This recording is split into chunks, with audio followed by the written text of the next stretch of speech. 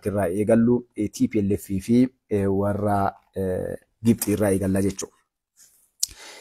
Wanni Shaabiyaan jidduu tana keessa jirti mootummaan Gibxi iyyuu jira boohuu jira waa'ee bishaan Abbayyaa eebba kana irratti waan dhibba takka dubbachaa jira galgala kana odeessi deemaa jiru inuma misaa'ila 10 dhoofnafaa jetti bishaan Abbayyaadha. Kaaniin ammoo mootummoota warra muummicha ministeeraa guyyaa eebba bishaan Abbayyaadha waamtee dubbisaafaa jirti. Achi birallee dabartee karaa kaaniin jaarsummaallee waan dhibba takka keessatti lafa dhiitaa jirti jechuudha Gibxi. Kaan haga dandeettetti ammoo daangaalee Oromiyaa Itoophiyaadhaa dhiifama karaa Somaaliitiin, karaa Jibuutiitiin, karaa Shaabiyaa Eertiraatiin, karaa Suudaaniin biyya keessaan waan hedduu godhamaa jira jechuudha. Kana hundayyuutti milkaa'uu hin dandeenye ammoo salphina guddaa isin mudachaa jira maaliif kasaraa irraa isin dhufee waan jette tokkollee uummataa baallama mootummaan Ijiptii kaseeni tokkollee Abdul Fattah Siisiin waan takkallee hojjettii kun dandeenye kana biraan rabshaan hedduun biyya keessaa uummataa irra deemaa jira. Bishaan Abbayyaadhaa yoo eebbifamee irraa bahee ammoo eeganni xumura immoo takkallee godhuu hin danda'anii guyyaan biraan bahee waa godhuu hin dandeenye iyyaa jiran jechuudha. Kun ammoo karaa warra TPLFiin karaa TPLF warri TPLF kabahee Shaabiyaa fa'a gartee harkisee fiduuf deemaa turan warri bahee mormitoonni lamaan warra mootummaa seeraatii fi warri Gabratsiyoon fa'aati guyyaa sabtiidhaa wal dha'uu amananii jiranii jaalannee waliin dhoofne waan kana kan jedhuuf ibsallee baastee jirti jechuudha. Waliin bu'iitiin isaan jidduu jiruu fi keessaayyuu karaa daangaa Affaarii irratti taa'ame kanneen irraas bal'inaan keettee jirti jechuudha. Kanaan wal qabatee walumaa galatti karaa siyaasa Afawarqiitiinis wanni buufata galaanaa yookaan ammoo Asabii gara hundaan duulli biyyoonni hedduun gargaarsa mootummaa Itoophiyaa. Itoophiyaan akka buufata karaa nagaatiin argattu osoo lolli tokkos hin ta'in biyya isii haqa isii mirga isii akka isiin deeffattuuf gargaarsi biyyoonni adda addaa godhaa jiranii kun dhiibbaa mootummaa Eertiraa irratti gara hundaan godhaa jira jechuudha. Gara kaan ammoo mootummaa Itoophiyaadha. Lolatti naqanii rasaasa duraa dhukaasuu barbaadanii mootummaa Itoophiyaa qophaa'ee waan silaa jiru hunda qopheeffateetumaan waan dhufuuf deebii lolan barbaannu jedhee jira Fiild Maarshaal Biraanuu Juullaa. Ammoo yoo kagartee lolli ta'u taate biyya teenya ittisuun uummata keenya ittisuun kun dirqama qabnu gartee kan jedhu kaa'ame maaliif yoo isiin ka dhuftee dhukaastu taate deebii ga'atu deebi'aa fi yookaan ammoo wanni hunduu suutumaan guyyaa irraa akka dhukkuba nama ajjeesu kana maddeemu Eertiraa itti deemaa jirti dubbiin jechuudha. Lafti Itoophiyaa tan fudhatamte ammoo gara biyya isii deebi'uudhaaf guyyaa irraa gara keenya kana as lafarra shunquuqaa jirti. Shunquuquu beektanii asumaan lafarra shunquuqaa jirti. Namni gariin daa'imuu beeka. Gariin ammoo gartee munyuuqu jedhanii beekanii shunquuqullee afaan Oromoo bal'aa alhamdulillahi rabbil aalamiin. Isiinis gartee gara biyya isii deebi'uudhaaf keessaayyuu uummanni Affaarii sadii walii galuudhaan kalee walii tuндhee jirraa sochii guddaa irra jiranii. Akkasuma mootummaa Itoophiyaa ammoo waan hundaa gartee qaroomaan laaluudhaanii haala hundayyuu suuta jedhee ilaalaa jira kun karaa warra faannootiin faannoonis ka wixxifachaa jirti liqimsaa itti kennanii akka qurxummii dhiyootan mucayyoo nyaata jedhanii san gartee ufumaa wal nyaachaa gartee waa afaamu yeroo buusan gartee wixxidhaatuma akkasii fiffiigaa jirti jechuudha. Paartileen siyaasaa ammoo warri gartee Oromoof Amaara jedhee walii galee akkasuma TPLF isaanillee gartee akka beenzila yookaan ammoo shaamaa bubbeen gartee itti bubbiseet itti dhaamaatuma deebi'anii maaliif yeroo isaanillee waa afaan buusan ni wixxisanii yeroo gartee waa itti darbuu dhaban ammoo deebi'anii rafanii gartee isaan wanni uf go'aarsanii akkuma isin beektanii shiishamaa farshoo maal kanaan uf go'aarsanii isaanillee akkasuma wixxisanii jechuudha. Kanarraa kan ka'e oduu gammachiistuu biraa ammoo karaa Tigraay irraa dahabni yookaan ammoo warqibee kan namni hedduun isaa dahaba kuntaalaa 189 mootummaa federaatiif galchuu karaa mootummaa Tigraay irraa ibsame dahabni kun gara birrii Itoophiyaatti yeroo shallagani birrii biiliyoona 250 ol kan ta'u mootummaa Itoophiyaatiif galii ta'e dahabni kun akkuma asiin dura himaa turetti irra guddaan karaa jeneraalota warra Tigraayitiin kontiroobaandiin biyyoota alaatii karaa Suudaanii hagara Imireetiitti illeegaaliidhaan karaa Shaabiyaan warra kanneen wal ta'uudhaan jechuudha dahabni kunniin illeegaaliin yookaan ammoo karaa seeraa alaatiin qotamuudhaan karaa biyya alaatitti bahaa ture jechuudha. Inni sun amma dhingadduma waan kana gubbatti karaa mootummaa irraa miidiyaalee irra dubbatamaa ture. Adda ammoo oduun gammachiistuun dhufte isa kana jechuudha. Kuntaalli 189 gale kun walii xiqqee miti galii biyyaaf ta'e birri Itoophiyaa biiliyoona 250 ol kan shallagamu yookaan ammoo ta'u jedhamee tilmaamama jechuudha. Kanaaf biyyi teenya alhamdulillah rabbil aalamiin wanni kunniin waan duraan seeraan ala saamamee biyya alaatitti karaa illee yookaan dhuunfaatiin namoonni jeneraalota warra taayitaa gubbaa jiran baasanii biyya alaatii erganii jechuudha. Kuni akkuma beektan dhiyaas qofaanii miti Tigraay qofaa miti Oromiyaan Wallaggaa bakka hunda keessattuu jechuudha. Gujii lafoota dahabni jiruuf albuun adda addaa jiru. Qotamee saamamee galalaatti deemaa ture. Warri Gujii karaa asiin jawween faatii wanni keenyaa keessa mashagateef shanii achirraa baasee achi san saamsisaa turan jechuudha. Dhiigalmaan namaa gannaqanii addakaa jawween inumaan saalfatu waan kanni irraa deebi'ee uummanni miidhamee Gujii keessa waan hedduu maxxansa. Namni tokko karaa saniin ijoollee ijaaree dahaba karaa saniin saammachaa ture isa jechuudha. Gaafa shaniin dhawamtee tuun galtee dahabni achirraa bahu kan shaakkisootiif naannolee san jiru akka duraa san illeegaaliin saamamuu dhabeennis Keenyaa gadhiisee keessaa bahe jechuudha. Kanaaf wal fakkaatama san karaa warri TPLFs dalagaa jiranii naannoo Amaaraa keessatti karaa daangaalee hunda keessattuu jechuudha. Dahaba qofa osoo hin taane loon Booranaa achirraan gara biyya alaatitti bahee Keenyaan loonis tahee foon loon kennaa gogaa hunda isaatu gartee ekspoortii gootee irraa fayyadamaa turte.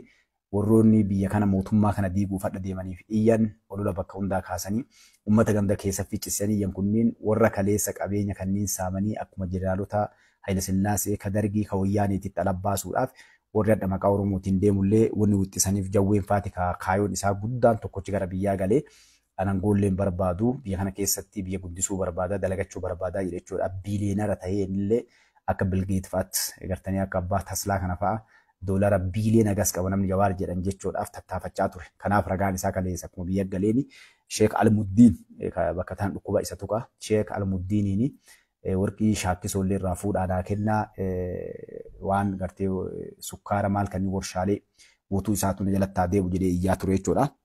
Kanaaf wanni dahabaa kun wanni irraa dhaabbadhee isin dubbadhuuf qabeenya guddaa biyya keessa jiru. Amma dahabni kun guyyaa tokko dubbatamee eegasii kuntaalli 189 galuu jechuun wanni kun yoo jala bu'ameetiin gartee guyyaa irraa seera godhatee galee galii guddaa liqii gartee biyyoota addunyaa kan irraa kadhatan kanneen irraa hambisaa jechuudha. Wanni gartee kaalbuunni biyya keenya qabnu gaazni ba'aa jira taaltaaleem kan jedhan wannoota gurguddaa addunyaan tunni albuuda biyya addunyaa kana keessa barbaadamu hedduun biyya keenya keessa argamee jira. Karaa shaakkisootitti yookaan ammoo Gujii keessatti yaadattanii albuunni argame tokko waggaa 5 keessatti doolara Ameerikaadhaa biiliyoona 6 kan galchutu argame. Warii xiqqee miti jechuudha. Kanaaf gartee wanni hedduun sochiin biyya keessa godhamaa jiru. Kanaaf warri Tigraay illee uf baraaruudhaaf amma akkana fakkaatuuf hanu badhu jechuudha. Dahabni kun qara kanan galle wanni galchaniif amma waan gartee danqaa keessa seenanii mootummaa federaalaatii fi warra Tigraay jidduu jiru kanneenis karaa kanaan araarfachuu fakkaatti rabbulittaa dhaabu jennaa jechuun kun kana gama qabxii lammataatti isinii dabra. Kan haala yeroo keessa isinii tuttuqa. Qabxiin lammataa kan jirtu ammoo gara warra Israa'eliitii fi Iraaniiti. Israa'elii fi Iraan walitti dhaadannoon guguddaan isaan lamaan jidduu deemaa jirti. Keessaayyuu karaa mootummaa Iraaniitiin Netihaawu dabalatee namoota 10 ajjeesuudhaaf qophii xumurannee jirra jedhanii dhaamsa erganii fi akkasuma karaa Netihaawun ammoo mootummaa Israa'eliin illee pirezidantii yookaan ammoo warra Iraaniitiin yeroo ati bakka lafa jala jirtu keessaa mataa ol qabatte waan ta'uuf iyya sibbuu caqas kan jedhu dhaadannoon adda addaa gamaa gamanaa walitti deemaa jiranii. Mootummaan Iraanii ammoo saayintistootaaf warroota kalee asiin dura gartee duula guddaa Israa'el rabbanteeruu mara jalaa ajjeestu kanneen bakka sakireetii yookaan dhossaatitti namoota gartee keessaa lafoota isaanii keessatti bakka adda addaatiif bakkoota tolchitee fi isaanis bakka qopheessaa jirti jedhamee himamaa jechuudha.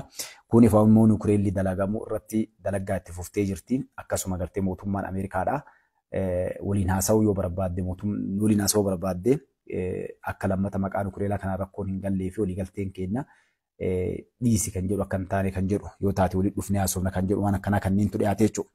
Inni kun ammoo wanni deemaa jiru ammoo walumaa galatti wanni eeggamaa jiru Iraanii fi Israa'el jidduutti rasaasni yoom dhukaatu eeggamaa jira jechuudha. Keessaayyuu amma kaleeffadha guyyaa kana keessaayyuu walitti deddeebisuun hedduun dhalattee jirti. Kanaan wal qabatee Iraan haga lolli itti ta'e san namoota gartee gara 600 ol kan qabdi keessaa irra guddaa isaanii fannistee jirti. Kana keessaa saayintistii guddaa nama gartee namoota isaanii saayintistoota ajjeesee fi bakkoota nukileelli jiru sanneen dabarsee Israa'elii kenne qabdee qorachaa turte. Isas qorattee irraa baatee waan hundayyuu iciitii akkaataa horii itti kennanii bakka itti wal quunnaman namoota kamii akka ajjeesaa turee fi waa hundayyuu dabarsee akkaataa itti kenne himee eegasiisallee gartee fannisuudhaan godaansistee jechuudha. Kanaaf Iraan gama ofiitii amma waan jiru guutuu isaatu mana ofii qulqulleeffattee caasaa warri gartanii tikaa Israa'elii keessatti ijaare guutumattuu diiguudhaan of qulqulleessitee bifa haarawaan meeshaalee keessaayyuu xiyyaara gaafa Paakistaanii fi Indiyaan wal dhooftee Chaayinaan irraa Paakistaan bitattee san gara 40 olii argachuudhaan gara kaaniin ammoo meeshaalee biraa ammallee xiyyaarota biraa karaa Raashaa irraa argachuudhaan nama olii qophaa'aa turan jechuudha. Akkasuma Israa'elillee mootummaa Ameerikaa irraa meeshaa adda addaa qopheeffachuudhaan namni hunduu gartee gara lolatti qophaa'aa turani. Amma ammoo inni mul'achaa jiru yoom wal dhayan yoom walii gabbaan kan jedhamu deemamaa jira. Keessaayyuu Iraan namoota kurnyan liistii baaste kanneen jeneraalotaa fi muummicha ministeera Israa'elii gartee ni ajjeefnaa jettee ifa baatee goote. Kana biraa fi ammoo karaa teekinooloojiitiin saayibaar isa jedhan kanaanis duulli guddaan guyyaa kaleef dheengaddaa fadhatti walirratti deemaa jira. Keessaayyuu karaa Iraaniitii warri saayibariidhaan Israa'el irratti tarkaanfilee hedduu fudhachaa jirti jechuudha. Inni kuni gam tokkoon gartanii wanni kun lolli deemaa jiru kuni lolli isaa walii eegalan uummata Filistiiniitii xiqqoo hafuura baafata taati ammoo lolli deemu kun waan guddoo balleessaa jechuudha. Akkuma dheengadde isin agartanitti lolli kamu biyya kam keessattis yoo deeme rakkoo guddaa fidaa jechuudha. Kanaan wal qabatee ammallee mootummaan Raashaatii fi Tiraamp Alaaskaa irratti wal arguudhaaf sa'aatii gabaabduu tafe na fakkaata amma karaa wal arguutitti deemaa jiranii. Isaanis kunis maaliif lola Yukireeniif Raashaa jidduullee dhaabuudhaaf lolli kun gara guddaa deemaa jira. Qabeenyi guddaan badee rakkoon guddaan galaa jira jechuudha. Kanaan wal qabatee ammallee asumarratti akka odeessa walumatti qabeessinii kennu. Mootummaan Raashaa ammoo mootummoota Afrikaa kanaa fi karaa galii mallaqa adda addaa kennuu fi doolara irraa bilisa ta'an irratti dalaga jedhee kunis yaada gamasii dhiyaatee jira. Kun karaa Ameerikaatii fi biyyoota hedduu irratti yaa'ilee adda addaa fidaa jira. Bireeksii wal qabataaf kabiraa ta'e ammoo gammatti ifan taane. Walumaa galatti yoo ilaalle addunyaan karaan isiin deemaa jirtu amma mooraa lama adda baatee akka gaafa asiin dura Sooviyetii biratii fi USA'dhaatti warra sooshaalizimii jedhanii gaafa Mangistuu Hayilemaariyaam faati gaafa dargiin jiru jechuudha. Warra Raashaa wajjin ture gaafa isiin cabxe Mangistuu Hayilemaariyaam illee baqatee bahee amma mooraa lamatu deemaa jira. Mooraan jirtu warri Bireeksiidhaan kunii fi warri gartee G7 jedhu yookaan ammoo G20 warri jedhan kunniin kaama mooraan biraa isaaniitti karaa warra Bireeksiidhaan kanaan dhufte warri kunniin karaa mallaqaatiin doolara irraa gara mallaqa mataa keenyaa qabaanna kan jedhan Itoophiyaallee keessa jirtu deemaa jira. Innis gudillee yaa'ii guddaa godhu jira. Ameerikaan ammoo kana gubbatti dhiibbaa guddaa warroota mallaqni Bireeskiyyoo bahee ka hojiirra oolu taate biyyoota waan san fudhate irratti hankaarfii fudhana kan jedhu deemaa jira. Kanaan wal qabatee ammallee Afrikaalleen kan sadaffaan dhufu jirtu. Afrikaalleen Afrikaa United taate yookaan ammoo Afrikaa tokko taate gartee biyya teenya qabaannaa ofii keenyaa bulchinaa mallaqa keenyaa paaspoora keenya akkasuma gartee heeraaf seera keenya nutis tumannee jiraanna kan jedhus deemaa jira. Addunyaan kaa gara isinitti deemtu teennee walumaan laallaa jechuudha. Wanni kun ka deemaa jiru maali? Teekinooloojiitu waan hunda fidee nama dammaqsee bakka hundaa hirribaa kaasee jechuudha.